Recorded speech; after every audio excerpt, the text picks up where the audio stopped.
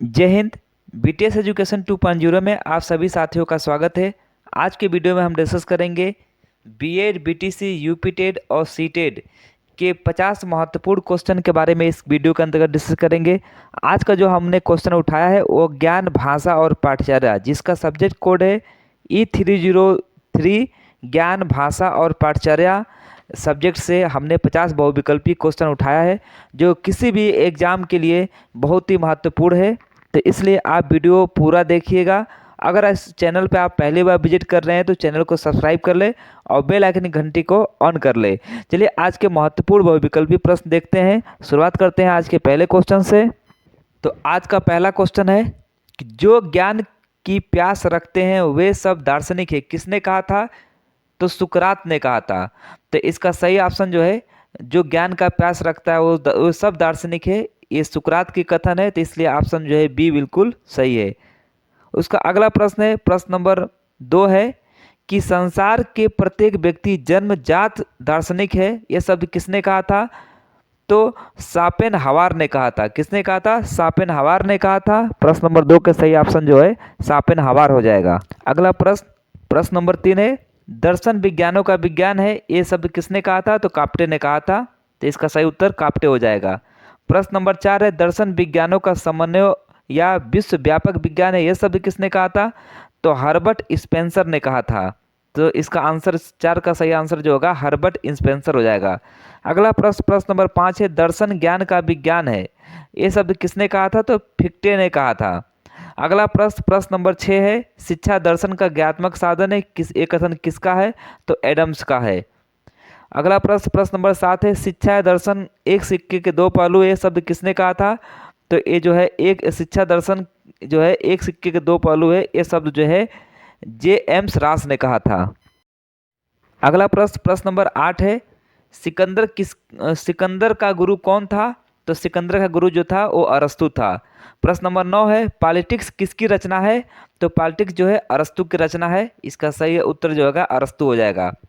अगला प्रश्न, प्रश्न नंबर 10 है, निम्नलिखित में से कौन प्रकृतिवादी की विशेषता नहीं है? तो इस ऑप्शन ए है, प्रकृति की ओर लौटने का सिद्धांत, बालक की प्रधानता, सामर्थ्य होना और पुस्तकी का ज्ञान होना। तो जो इसका ऑप्शन नंबर सी है, सामर्थ्य होना जो है ये प्राकृतिक की विशेषता नहीं है, इसलिए ऑप्शन सी जो है बिल्कुल सही हो जाएगा। आगे का प्रश्न है, प्रश्न नंबर 11, निम्नलिखित में से कौन सी विधि प्राकृतिकवाद पर आधारित नहीं है? प्रत्यक्ष विधि, निरीक्षण विधि, खेल विधि, व्याख्यान विधि। तो जो है कि प्राकृतिक विधि पर आधारित नहीं है वो है व्याख्यान विधि। व्याख्यान विधि जो है प्राकृतिक विधि पर आधारित नहीं है, इसलिए ऑप्शन डी बिल्कुल सही है। अगला प्रश्न, प्रश्न नंबर 12 है, किन दर्शनवादियों ने कहा था कि प्राकृतिक की ओर लौटो? तो ये जो है प्राकृतिक की ओर लौटो जो है ये प्राकृतिकवादी जो है, ऑप्शन ए बिल्कुल सही है। अगर वेदों की तरफ पूछेगा, वेदों की तरफ लौटो, इस क्वेश्चन को अगर अगर आपसे पूछेगा कि वेदों की तरफ लौटो ये शब्द किसने कहा था? तो महर्षि दयानंद ने कहा था। अगला प्रश्न है, प्रश्न नंबर 13, निम्नलिखित में से कौन सी प्राकृतिकवादी है? तो इसमें से जो प्राकृतिकवादी हैं वो जो है रूसो नामक विद्वान है, वो प्राकृतिकवादी है। प्रश्न नंबर 14 है, प्लेटो का गुरु कौन था? तो प्लेटो का गुरु जो है वो आपका सुकरात था। रविन्द्रनाथ टैगोर ने किस सिद्धांत को प्रस्तुत किया था? तो रविन्द्रनाथ टैगोर ने जो सिद्धांत का प्रस्तुत किया था वो था वसुधैव कुटुंबक का सिद्धांत का जो उन्होंने प्रस्तुत किया था। अगला प्रश्न, प्रश्न नंबर 16 है, मैं मानवता को हृदय में वास करने वाले की इच्छा रखता हूँ, किसने कहा था? तो मैं मानवता को हृदय में वास करने की इच्छा रखता हूँ, यह शब्द जो है रविन्द्रनाथ टैगोर जी ने कहा था। आदर्शवादी प्रोबेल ने शिक्षण में किस विधि को अपनाने पर बल दिया था? तो जो आदर्शवादी प्रोबेल ने शिक्षण जो था वो विधि जो है खेल विधि पर अपनाने को जोर दिया था। अगला प्रश्न, प्रश्न नंबर 18 है, प्राकृतिकवाद का नारा स्वतंत्र तंत्र जबकि आदर्शवादियों का नारा अनुशासन है, यह कथन किसने कहा था? तो फ्रोबेल नामक वैज्ञानिक ने कहा था। अगला प्रश्न है, प्लेटो का दर्शन कौन था? प्लेटो का दर्शन कौन सा था? प्लेटो का दर्शन जो था वो आदर्शवाद था। प्रश्न नंबर 23 है, निम्नलिखित में से कौन सी शिक्षा का अंग नहीं है? तो शिक्षण पद्धति जो है वो शिक्षा का अंग नहीं है। प्रश्न नंबर 24 का जो है, अद्वैत द्वैतांत दर्शन का प्रतिपादक कौन था? तो शंकराचार्य था। प्रश्न नंबर 25 का अद्वैतवाद के अनुशासन विद्यार्थी को कौन सा गुण होना चाहिए? तो सम, दम, उपरांति, ये सभी गुण होने चाहिए। प्रश्न नंबर 26 प्रयोजनवाद के अन्य किन किन नामों से जानते हैं? तो प्रयोगवाद, व्यवहारवाद, उपयोगितावाद। तो प्रयोजनवाद को जो है इन सभी नामों से जानते हैं, इसलिए ऑप्शन जो है डी बिल्कुल सही है। प्रश्न नंबर 27 है मानवतावादी शिक्षा किस पर केंद्रित है? तो मानवतावादी जो शिक्षण है वो विद्यालय पर केंद्रित है, इसलिए ऑप्शन बी बिल्कुल सही है। अगला प्रश्न 28 जनतंत्री समाज में कौन सा शिक्षा दर्शन सर्वश्रेष्ठ है? तो जनतंत्री समाज में जो है वो मानवतावादी जो है शिक्षा सर्वश्रेष्ठ है। 29 नंबर ज्ञान मीमांसा दर्शन है, तो यथार्थवाद है, आदर्शवाद है, प्रयोजनवाद है। तो मीमांसा जो है इसमें सभी हैं। अगला प्रश्न नंबर 30 से ज्ञान मीमांसा का मुख्य उद्देश्य क्या था? तो चरित्र का विकास करना, नैतिक मूल्यों का विकास करना, सत्य और शिवम सुंदरम का विकास करना। तो ज्ञान मीमांसा का जो था वो जो मुख्य उद्देश्य था ये सभी था। अगला प्रश्न नंबर 31 से ज्ञान मीमांसा द्वारा शिक्षण विधि थी, प्रवचन विधि, संवाद विधि, प्रश्नोत्तर विधि, सभी विधि थे। ये ज्ञान मीमांसा में प्रवचन से भी शिक्षा दिया जाता था और संवाद से भी शिक्षा दिया जाता था और प्रश्न उत्तर के द्वारा भी शिक्षा दिया जाता था। अगला प्रश्न जो है 32 से आदर्शवाद की प्रधानता है, तो ज्ञान मीमांसा है को कहते हैं। आदर्शवाद की प्रधानता किसको कहते हैं? तो ज्ञान मीमांसा को कहते हैं। तो 32 नंबर का जो है बी ऑप्शन बिल्कुल सही है। अगला प्रश्न 33 है आदर्शवाद की ज्ञान मीमांसा की प्रधानता है ज्ञान पक्ष, भाव पक्ष, क्रिया पक्ष, इन सभी में। तो जो है क्रिया पक्ष होती है। आदर्शवाद में जो मीमांसा का प्रधानता थी वो क्रिया पक्ष था, यानी करने पर विश्वास रखते थे।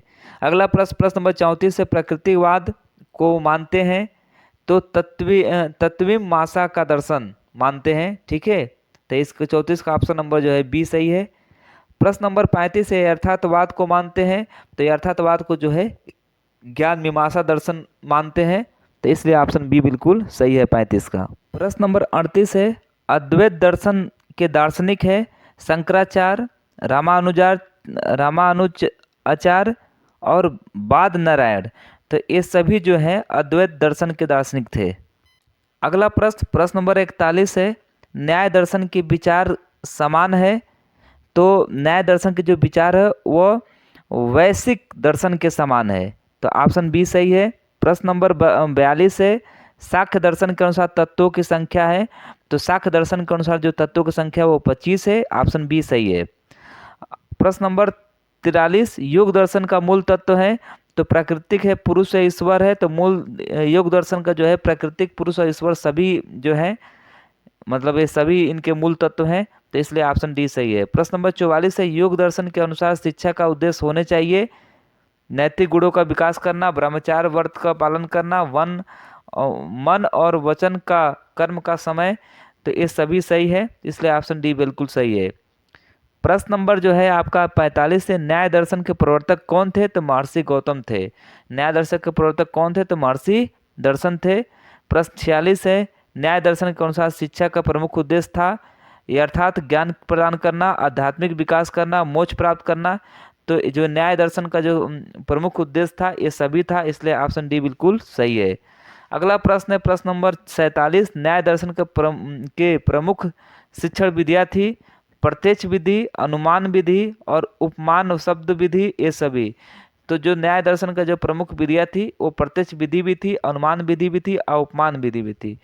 दोस्तों इस क्लास को जल्दी इसलिए कराया गया कि ताकि समय बहुत ज़्यादा लग जाता है, आप इस वीडियो को दोबारा देख सकते हैं, समय बहुत कम है इसलिए इस वीडियो को थोड़ा सा जल्दी करा दिया गया। प्रश्न नंबर 39 सांख्य दर्शन प्रवर्तक थे, तो सांख्य दर्शन के जो प्रवर्तक थे वो पतंजलि थे। और प्रश्न 40 से सांख्य व्यवहारिक दर्शन है, तो योग दर्शन को सांख्य व्यवहारिक दर्शन कहा जाता है। प्रश्न नंबर 41 से न्याय दर्शन के विचार समान होते हैं, तो वो वैश्विक दर्शन के जो है वो समान होते हैं। प्रश्न नंबर 42 से सांख्य दर्शन के अनुसार तत्वों की संख्या है तो 25 होती हैं। इसी के साथ जो है आज का जो क्लास यहीं पे ख़त्म किया जाता है और आप सभी का वीडियो देखने के लिए बहुत बहुत धन्यवाद। इस वीडियो को थोड़ा सा जल्दी कराया गया है, लेकिन आप लोग इस वीडियो को 1 से 2 बार देखेंगे तो सारे क्वेश्चन जो है आपके कवर हो जाएंगे। और आप सब लोग जो है अगर चैनल पर नए तो चैनल को सब्सक्राइब कर ले, बेल आइकन घंटी को ऑन कर ले। और मिलते हैं नेक्स्ट वीडियो में, तब तक के लिए सभी साथियों को जय हिंद जय भारत।